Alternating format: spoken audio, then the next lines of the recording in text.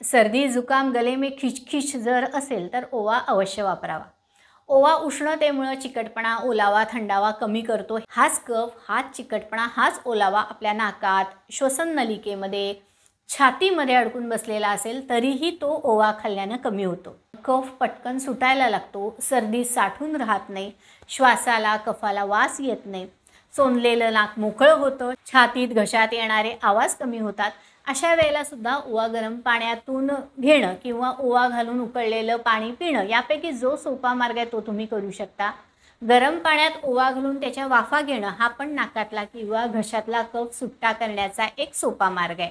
असंच ओवा थोडासा गरम करून त्याची सुती कापडात पुरचुंडी बांधून ती हुंगण्यानं तिचा अगदी अलगद खोल श्वास घेतल्यानं सुद्धा श्वास मोकळा व्हायला मदत होते। गरम केलेल्या ओव्याच्या पुरचुंडीनं छाती आणि पाठ शेकवली तर कफ लवकर सुट्टा होतो, छाती आणि पाठदुखी सुद्धा कमी होऊन जाते।